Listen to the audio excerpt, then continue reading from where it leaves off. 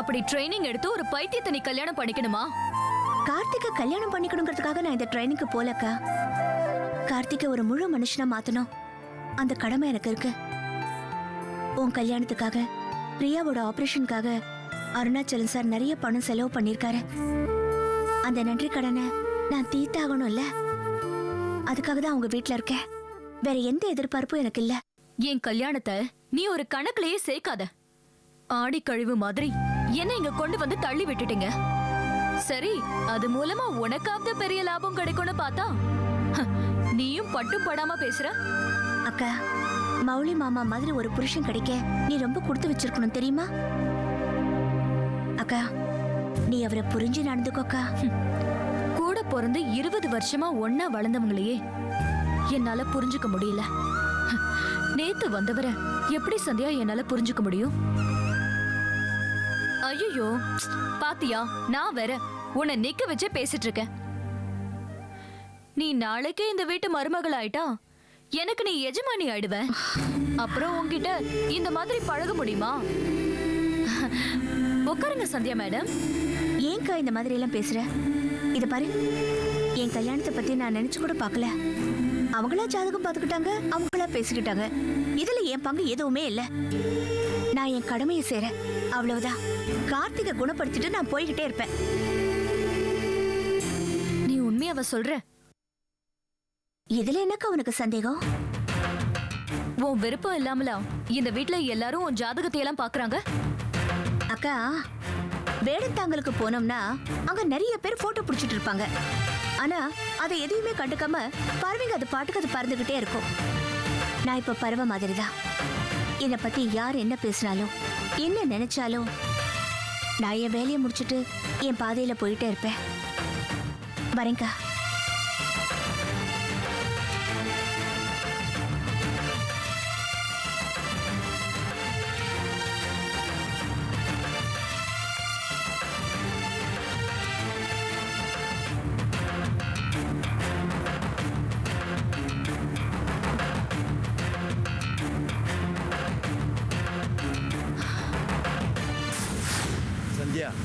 நீ ஊர்ல இல்லாதப்போ இங்க நடந்த விஷயமெல்லாம் நீ தெரிஞ்சுக்கணும் இல்லையா?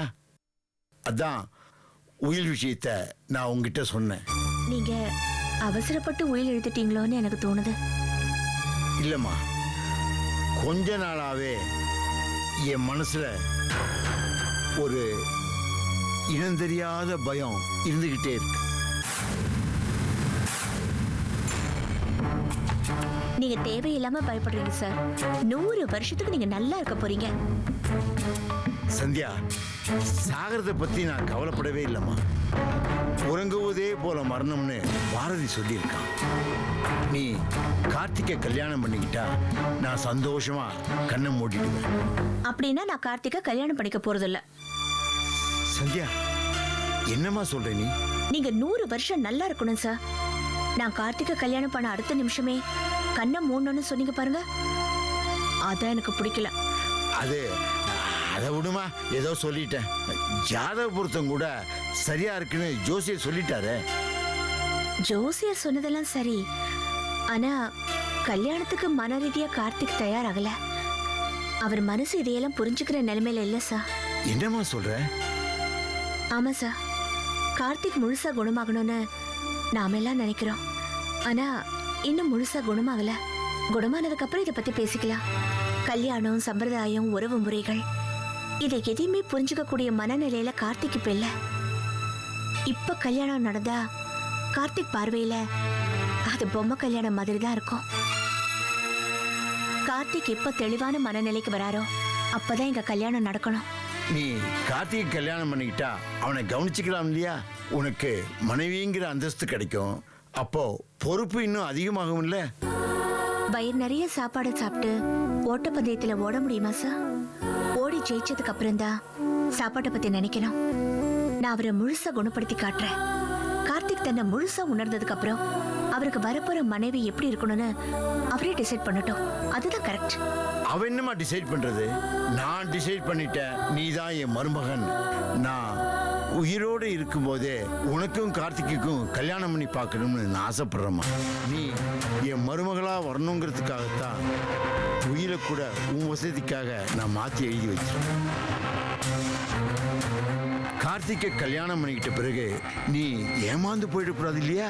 அதனால தான் நான் உயிரோடு இருக்கும்போதே உயிரை நான் எதையுமே எதிர்பார்த்து நான் இந்த வீட்டுக்கு வரல. எதிர்பார்த்தா தானே ஏமாந்து போறதுக்கு. நீங்க ரொம்ப நல்லவரு, உங்களை எனக்கு புரியுது. ஆனா மற்றவங்களையும் நான் புரிஞ்சுக்கணும்ல. எதிரிகள் யாரு நண்பர்கள் யாருன்னு தெரிஞ்சுக்கிட்டாதான் வாழ்க்கையிலையும் ஜெயிக்க முடியும். சந்தியா, இது சாதாரணமான விஷயம் இல்லைம்மா, ரொம்ப கஷ்டமான காரியம். பார்க்கறதுக்கு எல்லாரும் ஒரே மாதிரியா தான் இருப்பாங்க. இதுல யார் நல்லவங்க யார் கெட்டவங்கன்னு எடை போட முடியுமா? சொல்லு சொல்லுமா, திங்க் இட் ஓவர். எதிரிங்க வேலியில இருக்கிற முள்ளு மாதிரி சார், பார்த்தாலே தெரியும். நாம பக்கத்துல போக மாட்டோம். சத்யா, நீ என்ன சொல்றேன்னு எனக்கு புரியலம்மா. நீ என் பையனை கல்யாணம் பண்ணிக்கணும்னு என் மனசுல ஒரு எதிர்பார்ப்பு, ஒரு ஆவல் எல்லாம் இருக்குமா. உன்ன மாதிரி ஒரு நல்ல பொண்ணு என் பையனுக்கு மனைவியா வரணும்னு நான் ஆசைப்படுறேன். உங்க 2 பேருக்கும் கல்யாணம் பண்ணி வைக்க வேண்டியது என் கடமைமா. அதனாலதான் நான் உன்னை தேடி தேடி கண்டுபிடிச்சம்மா.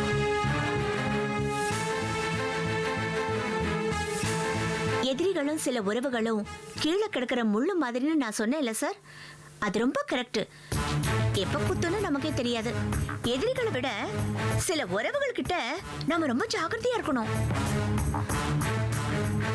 சரி சார், அப்ப நான் கிளம்புறேன். சரிம்மா, பார்த்து போ. நான் வேணா கார்ல டிராப் பண்ண சொல்லட்டுமா? வேண்டாம் சார், நான் வழக்கம் போல போய்க்கிறேன். சரிம்மா, போயிட்டு வரேன் சார்.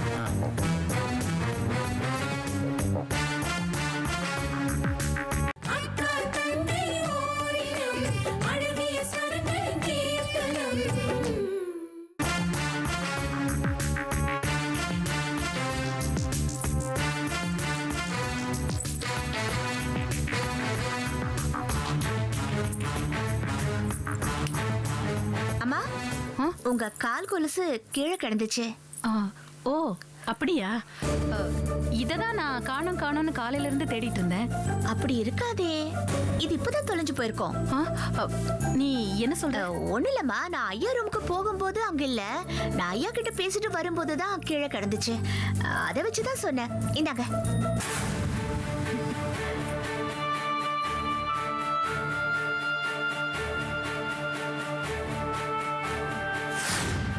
பாதையில கிடக்கிற முள்ளுன்னு நீ என்னதான் சொல்றேன்னு எனக்கு நல்லாவே தெரியும்டி. இந்த கொலுசை வச்சு உன்னை விரட்டுறேன்.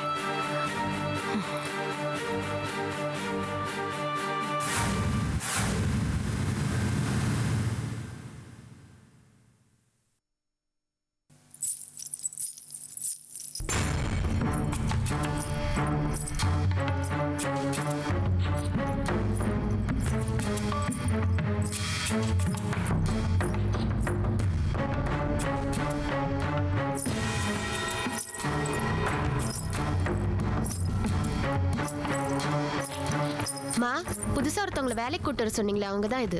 வணக்கம்மா.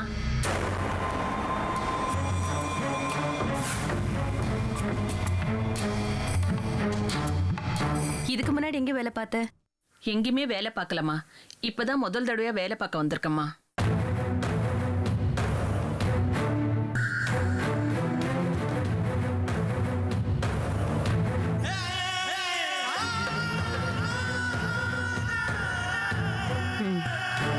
சரி, நீ போய் உன் வேலையை பாரு.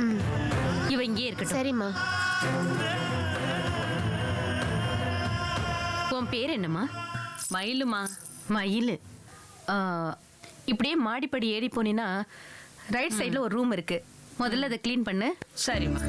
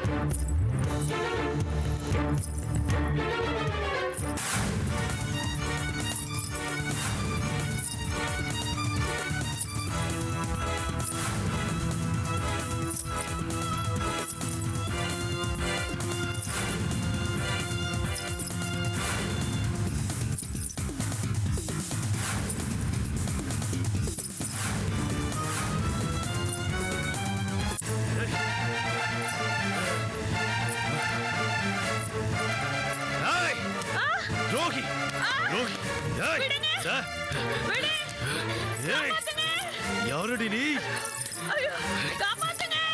உன்னை கொன்னுடுவேன். திரும்ப பார்த்தியா? போடி வெளிய. ஏண்டி துரோகி, இந்த கால் கொலுசு சத்தத்தை காட்டித்தானடி என்ன பைத்தியமாக்கிட. உன்னை கொலை பண்ணாம விட மாட்டேடி.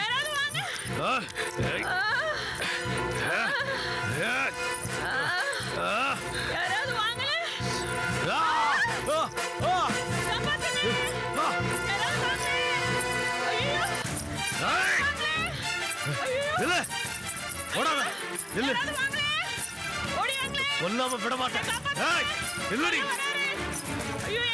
மோலி மோலி இல்ல இல்ல ஓடாத. ஓடாத. ஐயா இல்ல. கார்த்தியா ஓடுறாரு. ஐயா கார்த்திக். ஐயா டேய் டேய் ஏன்டா ஐயா என்னோட சின்னையா ஐயா விடுங்கயா சின்னையா சின்னையா வேணாயா சின்னையா சின்னையா வேணாயா ஏன்டா கார்த்திக் டேய் டேய் விடுங்கயா டேய் கார்த்திக் டேய் விடுடா டேய் அவளை விடுடா டேய் இவள நம்பாத. இவள நம்பாத. யார் நம்பல நான் சொல்றது கேளு. இவள நம்பாத. சரிங்க சரிங்க சரிங்க ஐயோ என் பிள்ளைக்கு என்னாச்சு? என் பிள்ளைக்கு உன் என்னாச்சு? பிள்ளைக்கு ஒண்ணும் ஆகல. உன் பிள்ளையால அந்த பொண்ணு உசுறு போயிருக்கும். யாரடியவா? இன்னைக்கு தாங்க புதுசா வேலைக்கு சேர்ந்தா. ஏய் வெளியில கூட்டு போ. கூட்டிட்டு போ. ஏய் உன்னை கொன்னுடுவேன். வாங்க வாங்க டேய் மோலி. டேய் சும்மா இருடா. நல்ல வழியில அவளை நான் கொன்னுடுவேன். என்ன கார்த்திக்? சரி அவளை கொன்னுடுவேன். சும்மா டாடி நீங்க சும்மா இருங்க. இருங்க. மம்மி டேய். உங்களுக்கு தெரியல. கார்த்திக் சொல்லுங்க. மௌலி இருங்க. நான் சொல்றது உண்மை. மௌலி அவ பேசாம. நல்ல வழியில. அவ நல்ல வழியில. அவளை நான் கொல்லாம விட மாட்டேன். சரி. மௌலி டேய். அவளை நம்பாத. ஐயா நம்பாத. ஐயா ஐயா ஐயா இருங்க நான் டாக்டர் ஃபோன் பண்றேன். கார்த்திக் கார்த்திக் கார்த்திக்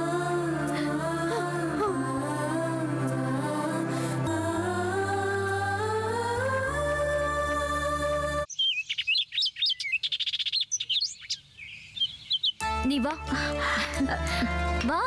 என்னக்கு நீ பாட்டுக்கு இழுத்துட்டு வந்துட்ட? அருணாச்சலம் சார் எனக்கு அர்ஜென்ட்டா ஃபோன் பண்ணாரு. கார்த்திக்கு ஏதோ பிரச்சனையா, நான் என்னன்னு பார்த்துட்டு வந்துடுறேன். போயிட்டு வந்து பேசுறேன். ஏய் இரு. அவங்க வீட்ல எப்போ ஏதாவது பிரச்சனை இருந்துகிட்டே இருக்கும். நீ உட்காரு. உட்காருன்னு சொல்றேன்ல. இத வரேன் இரு.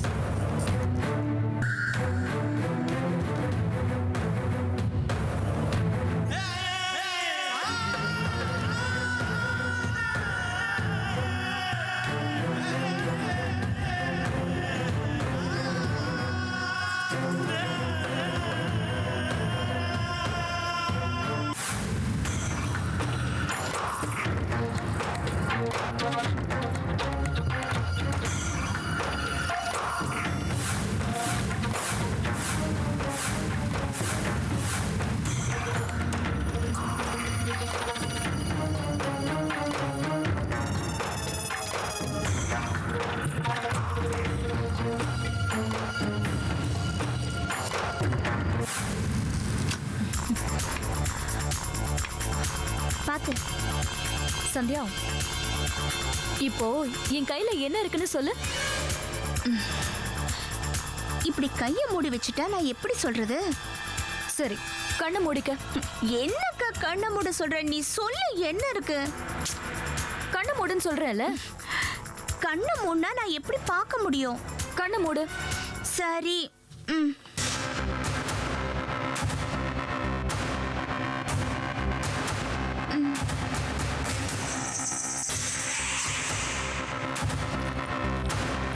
என்னக்கா பண்ற?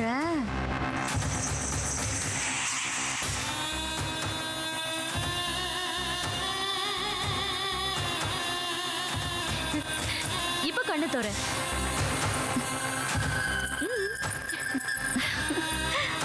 ஐயோ, எதுக்கா இது இவ்வளவு அழகா இருக்கு? இது உனக்காக தான் வாங்கிட்டு வந்தேன். போட்டுக்கோ. என் காலை விட இது உன் காலுக்கு தான் ரொம்ப.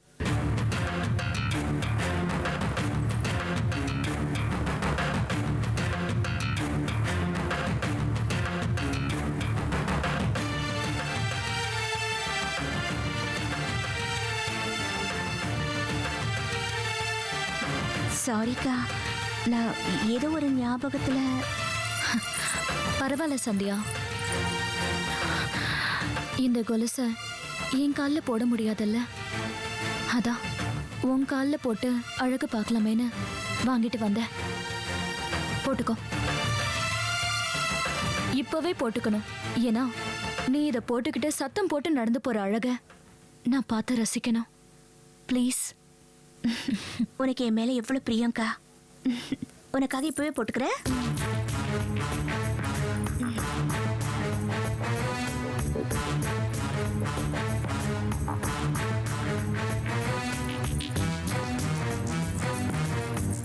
போடுடி, போடு.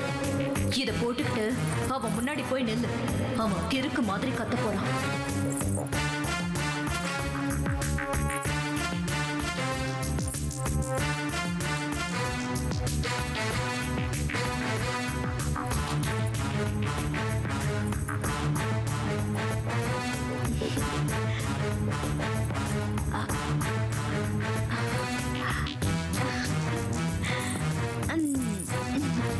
எப்படிக்கா இருக்கு? சூப்பரா இருக்கு. இந்த கொலுச போட்டு நீ நடந்து போனா அந்த தேவதையே நடந்து போற மாதிரி இருக்கும். சரிக்கா, நான் போய் கார்த்திக் என்னாச்சுன்னு பார்த்துட்டு வரேன். சரி.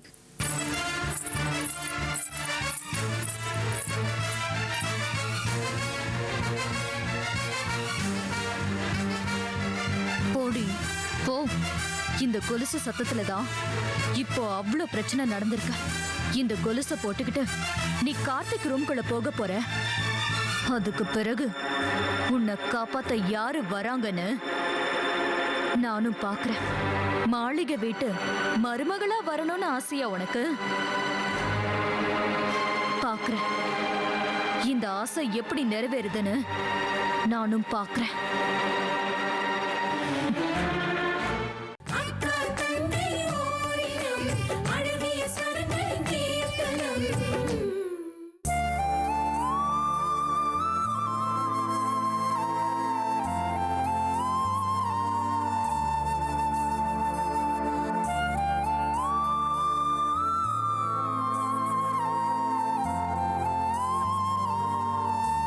சரி சரி, சொன்னது எத்தனை டைம் சொல்வீங்க? வைங்க.